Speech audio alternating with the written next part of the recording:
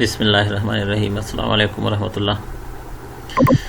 ګرانو محصلینو، مخکې موږ او تاسو په اکیوټ رینل فیلر باندې خبرې وکړې. اوس موږ او تاسو په کرونیک رینل فیلر باندې خبرې کوو.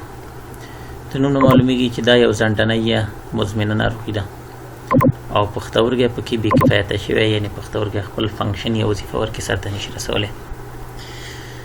د CRF په نوم باندې هم یادېږي.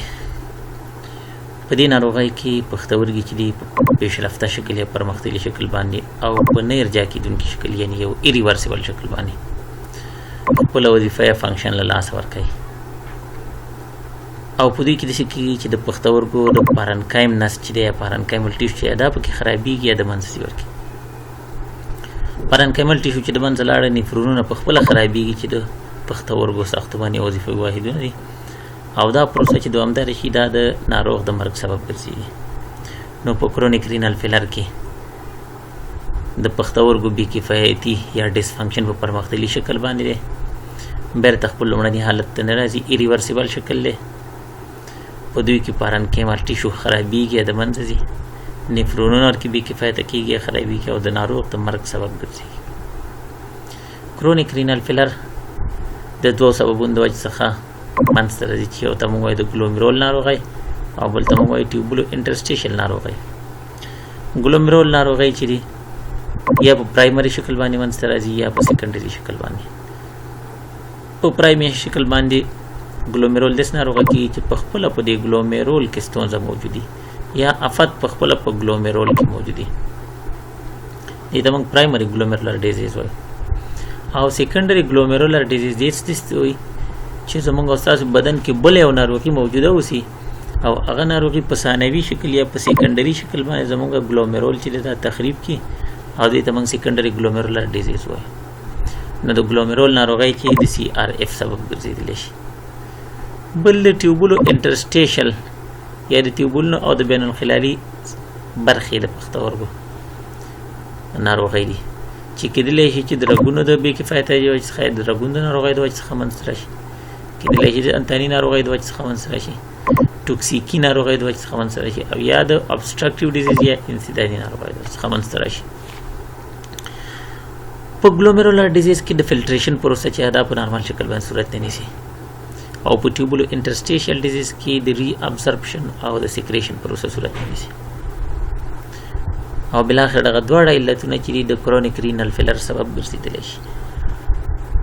کرونیک رینل فیلر که د هر علت د وجې څخه منځته راشي، که د ګلومیرولر ډیزیز د وجې څخه او که د ټیوبولو انټرسټیشل ډیزیز د وجې څخه، نو په 4 مرحلو کې دا ناروغي سرته رسېږي. اوله مرحله چې د رینل ریزرو کمېدل دي، یعنې د پښتورګو ظرفیت چې دا د پخوا په نسبت باندې کمیږي. په دوی خلکو کې GFR یا ګلومیرولر فلټریشن ریټ 50% راکم شوی دی. خو په دې ناروغانو کې اکثرا اعراض او علایم په ډېر واضح شکل باندې نه لیدل کېږي، اما که چېرې دوامداره شي کېدلی شي د اعراض او علایمو سره کم مخامخ شي. دوهمه مرحله چې د رینل انسفیشنسي یا د پښتورګو د وظیفې خرابوالی دی، په دوی کې ګلومیرولر فلټریشن ریټ چې دی 15% کمیږي، یعنې کمتر د 25% نه وي. GFR به د 25% څخه کمی، په دې کې به GFR د 50% نه کمی، په دې کې به د 25% نه کمی.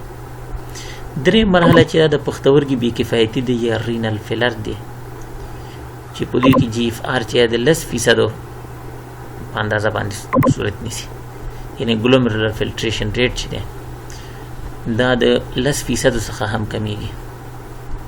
9% ګلومیرولر فلټریشن ریټ صورت نه نیسي او 10% صورت نیسي. او اخیرنۍ مرحله چې ده چې په رینل فیلر کې به د یوریمیا سخت شدید اعراض او علایم هم تاسو وګورئ. اخیرنۍ مرحله انډ سټیج رینل ډیزیز دی چې په دوی کې GFR د 50% په اندازه باندې صورت نیسي او 95% ګلومیرولر فلټریشن ریټ صورت نه نیسي په دې خلکو، او GFR چې د 50% په اندازې ته راکمیږي.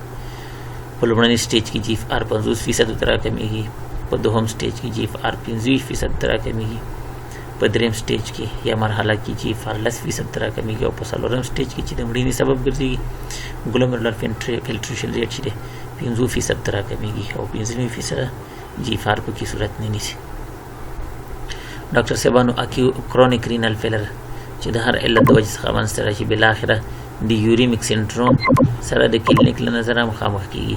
یعنې که چیرې موږ تاسو د کرونیک رینل فیلر کلینیک وګورو د کلینیک نظره په دوی کې یوریمیک سینډروم منځته راځي او دغه یوریمیک سینډروم چې دی دا د لاندې اعراضو علایمو سبب ګرځېږي.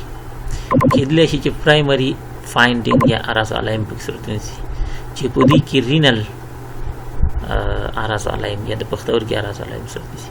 یعنې معنا ده چې د یوریمیک سینډروم په کلینیک کې کېدلی شي چې د پښتورګو د وجې څخه میتابولیک اسیدوزس منځته راشي. میتابولیک اسیدوزس دې ته وایي چې پیچ کمیږي، اسید یا تیزاب چې دي د یورین یا د تشو میتیار سره نه اطراح کېږي، د وینې په دوران کې لوړېږي او موږ وایو چې میتابولیک اسیدوزس منځته راغلی. بل هایپرکلیمیا پکې منځته راځي، د پوتاشیم کچه چې ده دا د وینې په دوران کې زیاتېږي. بل د اوبو او د سودیم موازنه خرابېږي یا سوډیم او واټر بیلانس یا دا پکې خرابېږي. بل د یوریک اسید کچه چې ده دا د وینې په دوران کې لوړېږي او په ادرارو کې نه اطراح کېږي او موږ وایو چې ناروغ په هایپر یوریسیمیا باندې اخته دی.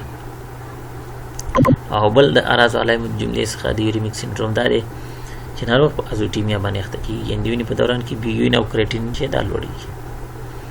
همدارنګه د یوریمیک سینډروم په کلینیک کې موږ او تاسو سیکنډري اعراضو علایم یا ثانوي اعراضو علایم چې د پښتورګي څخه بیرون د بدن په نورو برخو باندې به تاثیرات لري دا هم منځته راتلی شي.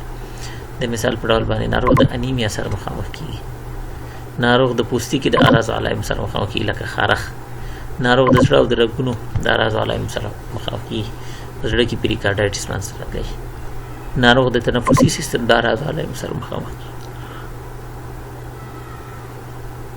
ناروغ د هاضمې سیستم د اعراضو علایم سره مخامخ کېږي او ناروغ د اسکلیټي سیستم د اعراضو علایم سره مخامخ کېږي. په دې شکل کې تاسو څخه ښکاره کېږي ډاکټر صاحبانو چې یو شخص دی چې دا په یوریمیک سینډروم باندې اخته شوی دی یا په کرونیک رینل فیلر باندې. د ویټامین ډي میتابولیزم ورکې خرابېږي، هایپوکلسیمیا سره مخامخ کېږي، اوسټیومالیشیا سره مخامخ کېږي او رینل اوسټیوډیسټروفي سره مخامخ کېږي. د وینې په دوران کې غیر نارمل شکل باندې اعراضو علایم صورت نیسي. په وینه کې چې د یوریا اندازه لوړېږي، ایزوټیمیا منځته راځي، د کرېټینین اندازه پکې لوړېږي، د کلسیم اندازه پکې کمیږي، پی ایچ دا پکې کمیږي او میتابولیک اسیدوزس پکې منځته راځي، د فاسفیټ او د پوتاشیم اندازه پکې لوړېږي. په بون میرو کې د ایریترایډ هایپوپلازیا منځته راځي، یعنې ایریتروپویټین نشته دی یا کم دی، په بون میرو باندې تاثیر نه کوي، انیمیا پکې منځته راځي. په دماغ کې انسیپالوپتي منځته راځي، ناروغ به ډېر لیترجي کې بې حسه وي، کنفیوژن سره به مخامخ کېږي. په پاراتایرویډ غدې باندې تاثیرات دي، هایپر پاراتایرویډزم پکې منځته راځي او هایپر کلسیمیا سره ناروغ مخامخ کېږي، میتاستاتیک کلسیفیکیشن سره مخامخ کېږي، په هډوکي او د تغییرات منځته راځي. یوریا چې د پوستکي کې ذخیره کېږي او د خارښ سبب ګرځېدلی شي.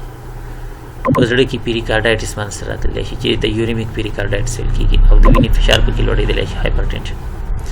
په معدې معدي سیستم کې یو د اعراضو علایم دي، مثلا هیموریج پکې منځته راتلی شي او پرنیزي، پیپټیک السر پکې منځته راتلی شي، ګاسټرایټس یا د معدې التهاب پکې منځته راتلی شي، دلبدي او استفراغ او اسهالات پکې منځته راتلی شي.